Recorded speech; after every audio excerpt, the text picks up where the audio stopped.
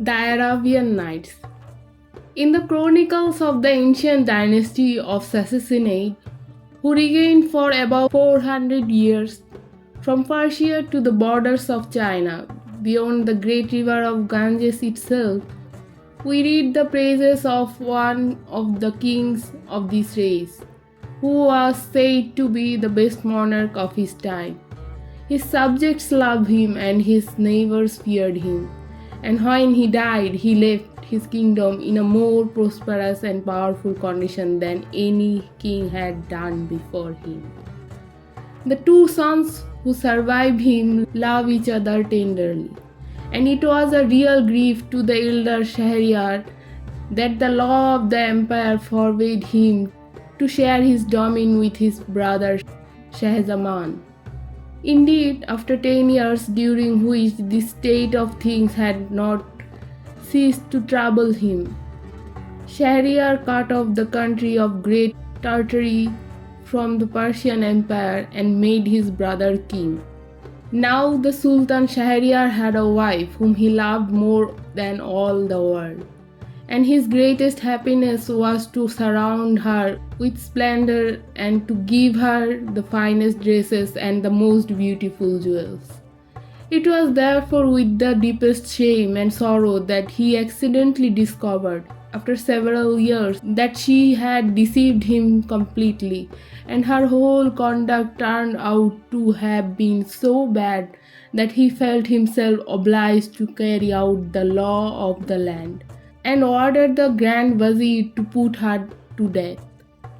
The blow was so heavy that his mind almost gave away, and he declared that he was quite sure that at bottom all women were as wicked as the Sultana, if you could only find them out, and that the fewer the world contained, the better. So every evening he married a fresh wife and had her strangled the following morning before the Grand Vizier, whose duty it was to provide these unhappy brides for Sultan. The poor man fulfilled his task with reluctance, but there was no escape, and every day saw a girl married and a wife dead.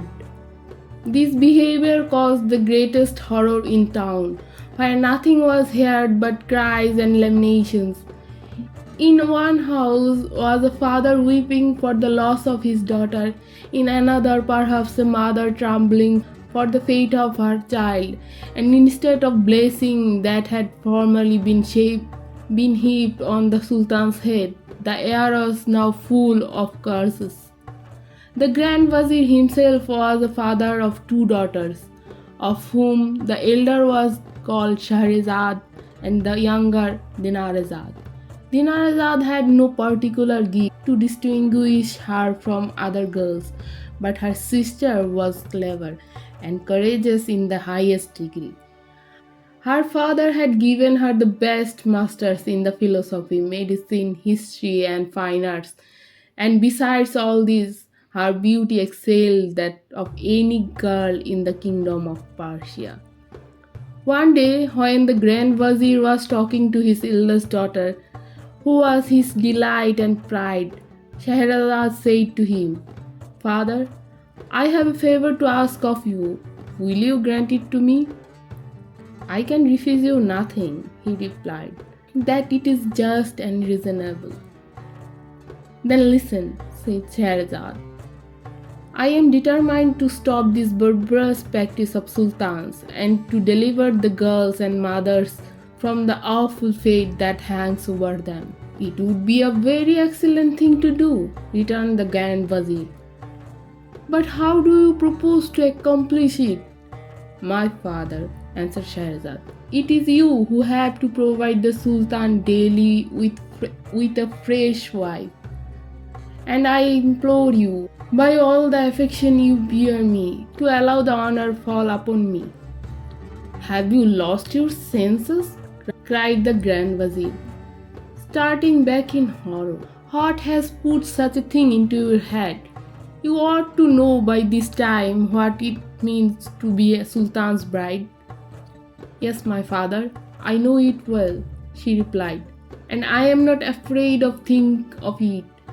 If I fail, my death will be a glorious one, and if I succeed, I shall have done a great service to my country.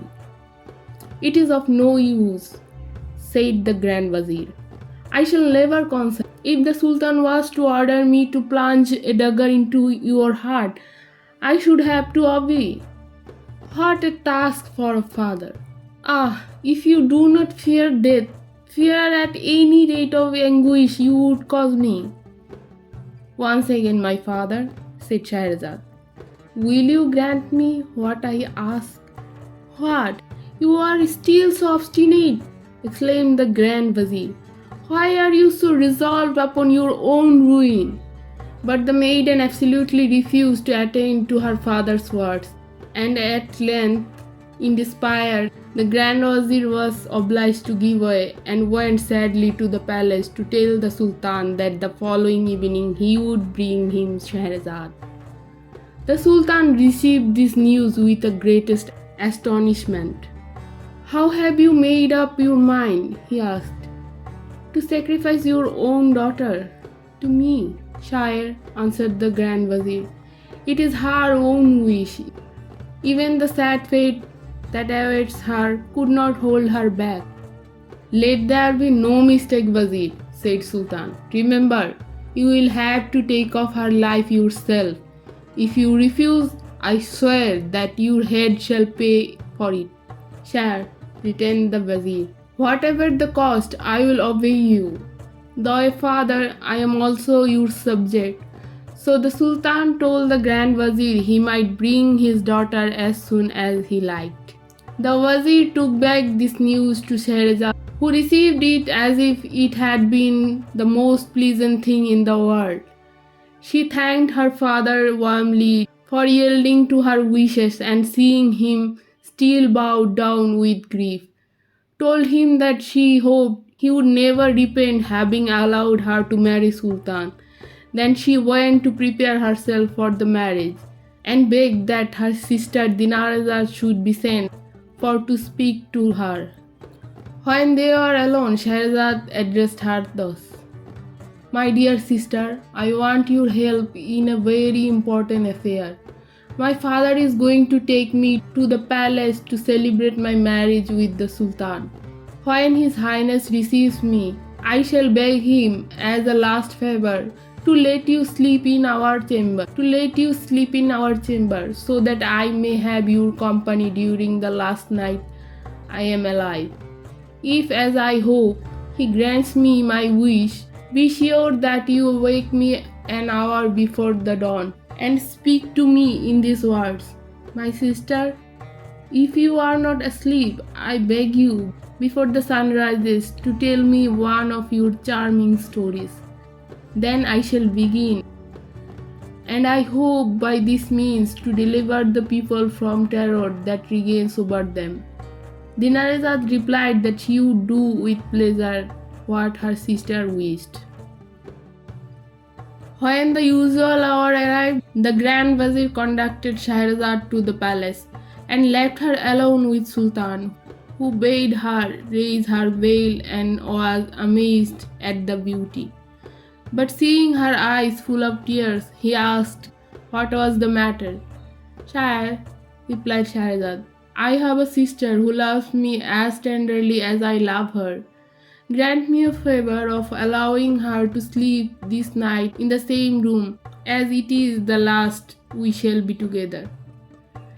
Shahryar consented to Scheherazade's petition, and Dinarzade was sent for. An hour before daybreak, Dinarzade awoke and exclaimed, as she had promised, My sister, if you are not asleep, tell me, I pray you, before the sun rises, one of your charming stories.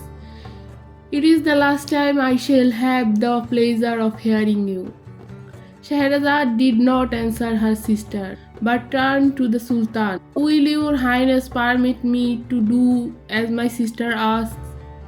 She said. Willingly, he answered. So Scheherazade began.